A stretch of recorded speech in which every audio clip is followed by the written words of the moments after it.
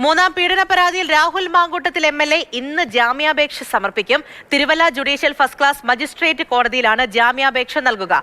തനിക്കെതിരായ ആരോപണങ്ങൾ വ്യാജമെന്നാണ് രാഹുൽ ജാമ്യ ഹർജിയിൽ വാദിക്കുന്നത്. AK സ്റ്റെഫിനാണ് രാവിലെ വിശദാംശങ്ങളുമായി നമ്മളോടൊപ്പം ഉള്ളത്. Stephin, good morning. രാഹുൽ അകത്താണ്, പക്ഷേ ഇന്ന് കോടതിയിൽ ജാമ്യാപേക്ഷ എത്തുന്നുണ്ട്. ഉറപ്പായിട്ടും ശക്തമായ വാദപ്രതിവാദങ്ങൾ ഉണ്ടാകും എന്നുള്ള കാര്യം ഉറപ്പാണ്. എന്തെല്ലാം കാര്യങ്ങളായിരിക്കും ഇന്ന് വാദങ്ങളായിട്ട് രാഹുൽ മാങ്കൂട്ടത്തിൽ മുന്നിലേക്ക് വെക്കുക?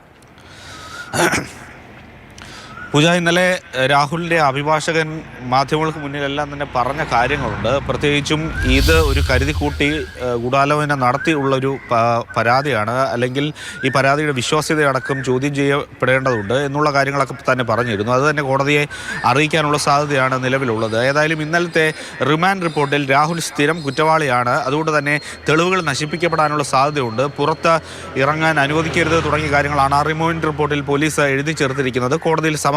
പക്ഷേ ഏതായാലും ഇത്രയും നാൾ ഈ പ്രശ്നമുണ്ടായി ഇത്രയും നാളായിട്ടും പരാതി നൽകാതെ ഇപ്പോൾ പരാതി നൽകുന്നത് ഒരു വിശ്വാസ്യതയുടെ പ്രശ്നമാണ്. ഒപ്പം തന്നെ രാഹുൽ ഈ പീഡന പരാതി നിലനിൽക്കില്ല, അല്ലെങ്കിൽ ആ വകുപ്പ് നിലനിൽക്കില്ല, രണ്ടുപേരുടെയും സമ്മതപ്രകാരമാണ് ഈ ലൈംഗിക ബന്ധം നടന്നത് തുടങ്ങിയ കാര്യങ്ങളാണ് പ്രതിഭാഗം ഇന്നലെ ഇനി കോടതിയെ അറിയിക്കാൻ സാധ്യതയുള്ളത്. അത് ഇന്നലെ അദ്ദേഹം മാധ്യമങ്ങൾക്ക് മുന്നിലെല്ലാം തന്നെ പറഞ്ഞിരുന്നു. ഹോട്ടൽ മുറി എടുത്തത് യുവതിയാണ്, അതുകൊണ്ട് തന്നെ രാഹുലിനെ അക്കാര്യത്തിൽ പഴിചാരുന്നതിന് വേണ്ടി കഴിയില്ല തുടങ്ങിയ കാര്യങ്ങളൊക്കെയാണ് അഭിഭാഷകൻ പറഞ്ഞത്. ഇന്നേതായാലും കോടതിയിൽ അക്കാര്യങ്ങൾ തന്നെ അറിയിക്കാനുള്ള സാധ്യതയാണ് നമ്മൾ മുന്നിൽ കാണുന്നത്. ഇത് ഇന്ന് തന്നെ ഈ ജാമ്യാപേക്ഷ കോടതി പരിഗണിക്കുമോ എന്നുള്ളതാണ് ഏറെ എടുത്തു കാണേണ്ടത്. ഒപ്പം തന്നെ രാഹുൽ മാങ്കൂട്ടത്തിൽ ജയിൽ മാറണമെന്ന് ആവശ്യപ്പെട്ടുകൊണ്ട് ഏതായാലും അപേക്ഷ നൽകിയിട്ടുണ്ട്. അതിലും ഒരുപക്ഷെ ഇന്ന് തീരുമാനമുണ്ടാകും.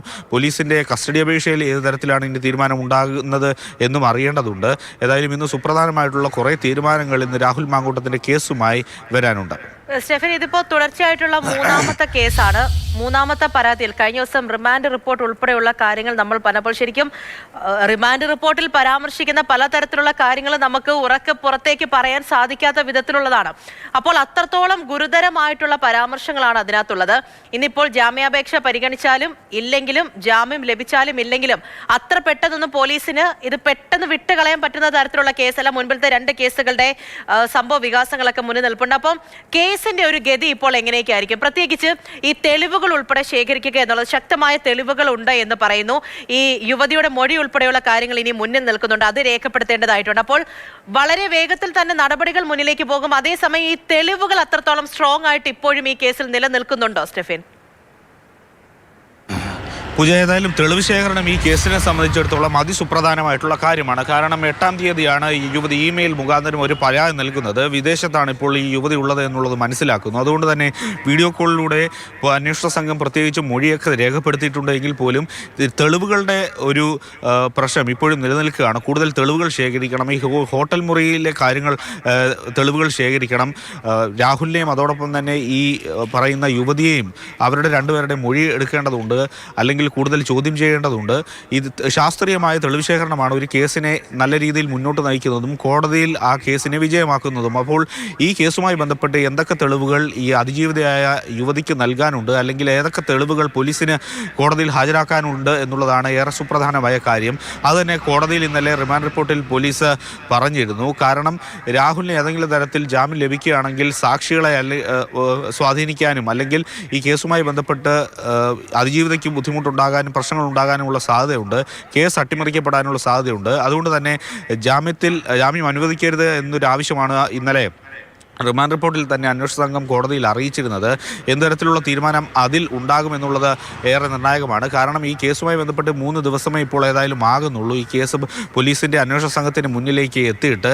അതുകൊണ്ട് തന്നെ ഇനി കൂടുതൽ തെളിവ് ശേഖരണം തന്നെയായിരിക്കും അന്വേഷണ സംഘത്തിന് മുന്നിലുള്ള ഏറ്റവും വലിയ വെല്ലുവിളി. അതിലേക്കൊക്കെയാണ് ഇപ്പോൾ സമാന്തരമായി അന്വേഷണവും മുന്നോട്ട് പോകുന്നത്. ശരി, AK സ്റ്റെഫിനാണ് വിവരങ്ങൾ നൽകിയത്. അപ്പോൾ തെളിവ് ശേഖരണം അത് ഈ കേസുമായി ബന്ധപ്പെട്ട് വളരെ നിർണായകമായി തന്നെ നിൽക്കുന്ന ഒരു കാര്യമാണ്. രാഹുൽ മാങ്കൂട്ടത്തിലെ മുന്നിൽ കിട്ടിയതാണ്. അപ്പോൾ മൂന്നാമത്തെ പരാതിയുമായി ബന്ധപ്പെട്ടുള്ള നടപടിക്രമങ്ങളാണ് മുന്നിലേക്ക് പോകുന്നത്. ഏത് വിധത്തിലാണ് കഴിഞ്ഞ ദിവസമൊക്കെ രാഹുലിനെ പിടികൂടിയത് എന്നതുൾപ്പെടെയുള്ള കാര്യങ്ങൾ ദൃശ്യങ്ങൾ സഹിതം പ്രേക്ഷകർ കണ്ടതാണല്ലോ. അപ്പോൾ റിമാൻഡ് റിപ്പോർട്ടിലൊക്കെയുള്ള വിശദ വിവരങ്ങൾ, അതിനുശേഷമുള്ള നടപടിക്രമങ്ങളെക്കുറിച്ചൊക്കെ നമ്മൾ ഇന്നലത്തെ ദിവസം വിശദമായി സംസാരിച്ചതാണ്. അപ്പോൾ എന്തായിരിക്കും, ഗുരുതരമായ കാര്യങ്ങളാണ് പറയുന്നത്, എന്തായിരിക്കും ഇന്നു മുതൽ ഇനി നടക്കാൻ പോവുക എന്നുള്ളതാണ് ഇനി കാത്തിരുന്ന് കാണേണ്ടതും. അത്രത്തോളം പ്രധാനപ്പെട്ട തെളിവുകൾ ഉൾപ്പെടെയുള്ള എന്നുള്ള കാര്യങ്ങൾ. ഒരു ചാറ്റാണ് കഴിഞ്ഞ ദിവസം പുറത്തു വന്നത്. നമുക്കറിയാം കഴിഞ്ഞ 2 പരാതികളിലും ചാറ്റുകൾ ഈ ഡിജിറ്റൽ തെളിവുകളുമായി ബന്ധപ്പെട്ടുള്ള കാര്യം, ഇപ്പോൾ വാട്സപ്പ് ചാറ്റുകളാണ് എങ്കിൽ പോലും ശബ്ദരേഖകളാണ് എങ്കിൽ പോലും അതൊക്കെ മുൻപ് പുറത്തു വന്നതാണ്. പക്ഷേ അത് മാത്രം പോരാ, അതൊക്കെ മുന്നിൽ വന്നിട്ട് പോലും ഇപ്പോൾ നോ അറസ്റ്റ് ഉണ്ടായിട്ടുണ്ട്, ജാമ്യം ലഭിച്ചിട്ടുണ്ട്. അപ്പോൾ അങ്ങനെയുള്ള കാര്യങ്ങളൊക്കെ ശക്തമായി തന്നെ തെളിവുകളൊക്കെ ശേഖരിച്ച് മുന്നിലേക്ക് കൊണ്ടുപോയാൽ മാത്രമേ ഈ കേസും അത്ര ബലത്തോടു കൂടി പോകാൻ പറ്റുകയുള്ളൂ. DNA പരിശോധനയിലൊക്കെ കടക്കുന്ന ഒരു കേസാണ്. അപ്പോൾ എന്തായിരിക്കും അതിന്റെ സ്ഥിതിഗതികൾ, കോടതിയിലേക്ക് കാര്യങ്ങൾ എത്തുമ്പോൾ എന്തായിരിക്കും വാദപ്രതിവാദങ്ങളായിട്ട് മുന്നിലേക്ക് വരിക എന്നുള്ള കാര്യങ്ങളൊക്കെ നമുക്ക് കാത്തിരുന്ന് കാണാം. ഇന്ന് തന്നെ എത്തുന്നതായിരിക്കും. വിശദവിവരങ്ങളൊക്കെ ഇനിയും ഒരുപാട് മുന്നിലേക്ക് വരാനായിട്ടുണ്ട്. AK സ്റ്റെഫനാണ് കാര്യങ്ങൾ പറഞ്ഞത്.